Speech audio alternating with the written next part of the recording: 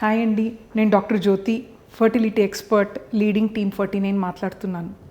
ఈరోజు ఒక important topic అంటే ఎండోమెట్రియోసిస్ అంటే ఏంటి, ఈ ప్రాబ్లం ఉంటే న్యాచురల్గా కన్సీవ్ అవటానికి ప్రాబ్లం ఉందా, ఎండోమెట్రియోసిస్ వల్ల ఎందుకు కొంత లేడీస్కి న్యాచురల్గా ప్రెగ్నెన్సీ అవ్వటానికి ప్రాబ్లం అవుతుంది అండ్ దీని లక్షణాలు ఏంటి, దీని ట్రీట్మెంట్, ఈ వీడియో ద్వారా ఇవన్నీ మనం తెలుసుకుంటాం అన్నమాట. సో ఫస్ట్ ఎండోమెట్రియోసిస్ ఏంటి అనేది నేను ఎక్స్ప్లెయిన్ చేస్తాను. ఇది మనకి లేడీస్ గర్భాశయం అన్నట్టు. లేడీస్ గర్భాశయంకి యూట్రస్ అని చెప్తామన్నమాట. లేడీస్ గర్భాశయం లోపల ఒక లైనింగ్ ఉంటుంది అన్నమాట. మన అంత డ్రెస్కి లైనింగ్ ఉన్నట్టు గర్భాశయం లోపల కూడా ఒక లైనింగ్ ఉంటుంది. ఈ లైనింగ్కి మనం ఎండోమెట్రియం అని చెప్తాము, ఎండోమెట్రియం అని అన్నమాట. సో గర్భాశయం పక్కనే ట్యూబ్స్ ఉంటాయి అన్నట్టు. ఒకటి లెఫ్ట్ సైడ్ ట్యూబ్స్ ఉంటాయి అండ్ తర్వాత పక్కనే అండాశయం ఉంటుంది అన్నమాట, ఎగ్ బ్యాగ్ అన్నట్టు, ఓవరీస్ అని చెప్తాము. ప్లస్ ఇంకొక సైడ్ కూడా ట్యూబ్స్ ఉంటాయి అన్నట్టు, రైట్ సైడ్. దాంతోపాటు అండాశయం కూడా ఉంటుంది. ఈ ఎండోమెట్రియం అంటే ఆ ఇన్నర్ లైనింగ్ మన గర్భాశయం ఎంత ఇంపార్టెంట్ అంటే ఒక బేబీ ఈ గర్భాశయం లోపల అతుక్కొని 9 months వరకు పెరిగి గర్భాశయం పెద్దగా తర్వాత డెలివరీ అవుతుంది అన్నమాట. ఆ అతుక్కోవటానికి we call it as implantation అన్నమాట. సో ప్రెగ్నెన్సీ లేనప్పుడు ఎవ్రీ మంత్ ఒక లేడీకి నెలసరి అవుతుంది కదా, అంటే ఫస్ట్ ఒక నెలసరి 1st of November అవుతే మళ్ళీ 1st of December నెలసరి అవుతుంది. ఒక 2-3 days అటు ఇటు is not a problem at all అనమాట.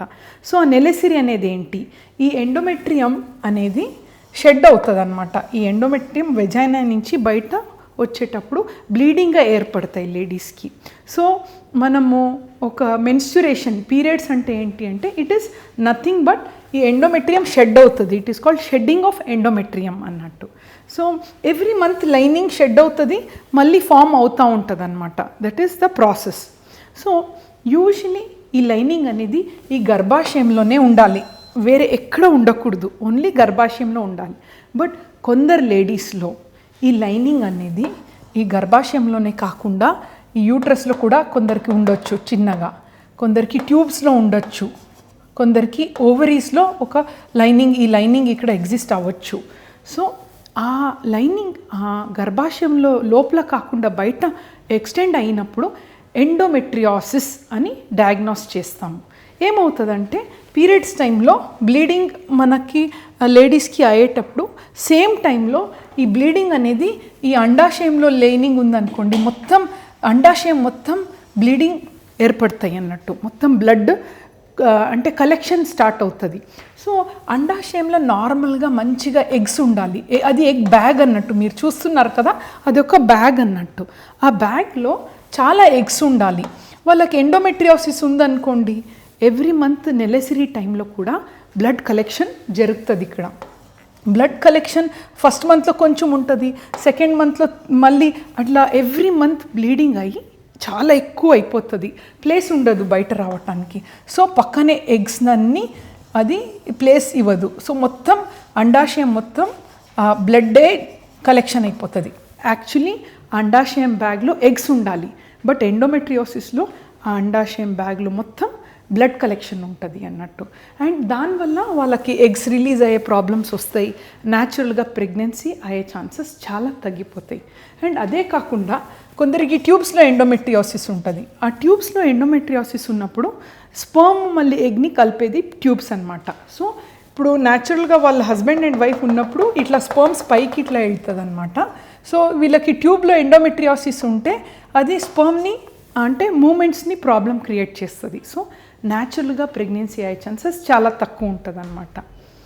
అదే కాకుండా ఈ గర్భాశయంలో ఎండోమెట్రియోసిస్ ఉంటే అడినోమయోసిస్ అని చెప్తాం. అడినోమయోసిస్ అంటే గర్భాశయం అనేది ఒక స్ట్రక్చర్, ఒక బేబీ అంటే అతుక్కుంటే 9 months వరకు బేబీ పెరగాలి, ఈ గర్భాశయం పెరుగుతూ ఉండాలి సైజు. యాక్చువల్లీ ఇది 6 centimeters, బట్ ఒక ప్రెగ్నెన్సీ అయిన తర్వాత అది 40 centimeters వరకు పెరుగుతుంది. ఇట్ గోస్ లైక్ దిస్, పెద్దగా అయ్యి ఒక 3 kg బేబీ ఈ గర్భాశయంలో కూర్చున్న కెపాసిటీ ఉంటాయి అన్నమాట. బట్ అడినోమయోసిస్ అవుతే గర్భాశయం అనేది 2nd month థర్డ్ మంత్ వరకే పెరుగుతుంది, తర్వాత అబార్షన్ అవుతూ ఉంటుంది అండ్ ప్రెగ్నెన్సీ కూడా అతుక్కోదు. సో ఇవన్నీ అడినోమయోసిస్ ఎండోమెట్రియోసిస్లో వచ్చే ప్రాబ్లమ్స్ అనమాట. This is how it affects fertility. So చాలామంది అడుగుతారు, మాకు ఎట్లా తెలుస్తుంది ఎండోమెట్రియోసిస్ ఉంది, మీరు ఎక్స్ప్లెయిన్ చేశారు ఇప్పుడు. ఉంటే యూజువల్గా ఇటువంటి అయిన లేడీస్కి పీరియడ్స్ కొంచెం పెయిన్ఫుల్గా ఉంటుంది. నార్మల్గా నెలసరిలో పెయిన్ వచ్చేది సహజమే, ఒక 100లో 90%కి పెయిన్ వస్తుంది. బట్ ఆ పెయిన్ ఎట్లా అంటే 1 డే ఉంటుంది, 2-3 అవర్స్ ఉంటుంది అంతే. నార్మల్గా వాళ్ళు అన్ని పనులు చేసుకోగలుగుతారు. బట్ ఎండోమెట్రియోసిస్ ఉన్నప్పుడు ఆ లేడీకి పీరియడ్స్ వచ్చే 2-3 డేస్ ముందు నుంచే పెయిన్ స్టార్ట్ అవుతుంది, సివియర్ పెయిన్ అనమాట. అండ్ పీరియడ్స్ అయిన తర్వాత కూడా తగ్గదు, 4-5 డేస్ కంటిన్యూస్గా పెయిన్ ఉంటుంది. వాళ్ళు జాబ్ చేసే లేడీస్ జాబ్కి వెళ్ళలేరు, స్కూల్కి అంటే కాలేజ్కి వెళ్ళే గర్ల్స్ కాలేజ్కి వెళ్ళలేరు, చాలా బాధపడతారు అన్నట్టు. So this is one of the important symptom అనమాట. బట్ నెలసిరి వీళ్ళకి రెగ్యులర్గా ఉంటుంది, ఎవ్రీ మంత్ నెలసిరి అవుతూ ఉంటుంది అనమాట. అండ్ ఇంకా కొందరికి ఎప్పుడు పొద్దు కడుపులో నొప్పి అనమాట, every time some kind of uneasiness, dragging sensation అనమాట, ఏదో హెవీనెస్ పొట్టలో అన్నట్టు. కొందరు అట్లా కూడా సిమ్టమ్స్ అంటే ప్రజెంట్ చేస్తారనమాట. ఇంకా కొందరు పెళ్ళి అయి మాకు 4 years అయింది, 5 years అయింది, అంతా ఓకే ఉంది, స్టిల్ మాకు ప్రెగ్నెంట్ అవ్వట్లేదు అని ప్రెగ్నెన్సీ కాక ప్రెజెంట్ అవుతారనమాట. These are the common symptoms అన్నట్టు. ఇప్పుడు మనకి డాక్టర్స్కి ఎట్లా తెలుస్తుంది ఇప్పుడు ఎండోమెట్రియోసిస్ ఉంది అంటే, సింపుల్ స్కాన్లో మోస్ట్ ఆఫ్ ద టైం ఒక చాక్లెట్ సిస్ట్ అని, అండాశయం మేము చూస్తాం స్కాన్లో, అండాశయంలో ఎగ్స్ ఉండాలి కదా, వీళ్ళకి మొత్తం సిస్ట్ ఉంటుంది అనమాట, బ్లడ్ కలెక్షన్ ఉంటుంది. బట్ కొందరికి ఇది ఉండకపోవచ్చు, వేరే టైప్ ఆఫ్ ఎండోమెట్రియోసిస్ ఉండొచ్చు అన్నట్టు. నా డయాగ్నోసిస్ అయిన తర్వాత ట్రీట్మెంట్ ఏంటి? ట్రీట్మెంట్ అన్నప్పుడు ఫస్ట్ యాజ్ అ డాక్టర్ మన ప్రయారిటీ ఏంటంటే, ఒక లేడీకి పెయిన్ ఉండకూడదు, that is most important. Pain తగ్గిన తర్వాతనే ప్రెగ్నెన్సీ ప్లాన్ చేయాలి. సో కాబట్టి కొందరికి మేము ఫస్ట్ పెయిన్ మేనేజ్మెంట్ చూస్తామన్నట్టు. సో పెయిన్లో కూడా మేనేజ్మెంట్లో నానా రకాలు, ఫస్ట్ ట్యాబ్లెట్స్ ఉన్నాయి, అది తగ్గలేదంటే ఇంజెక్షన్స్ ఉంటాయి అన్నమాట. అండ్ కొందరికి సివియర్ పెయిన్ ఉంటే లాప్రాస్కోపీ ఆపరేషన్ చేసి ఈ చాక్లెట్ సిస్ట్ అనేదని తీస్తామన్నమాట, so that they are relief of pain.